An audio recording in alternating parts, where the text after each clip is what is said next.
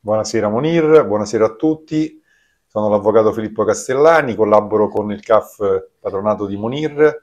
Io sono specializzato in diritto del lavoro e dunque per chiunque si voglia rivolgere qui da Monir per quanto riguarda avvertenze di lavoro, licenziamenti ingiusti, differenze retributive, mobbing e quant'altro, noi siamo pronti ad assisterlo nel migliore dei modi per tutelare i suoi diritti e ottenere i risarcimenti dovuti.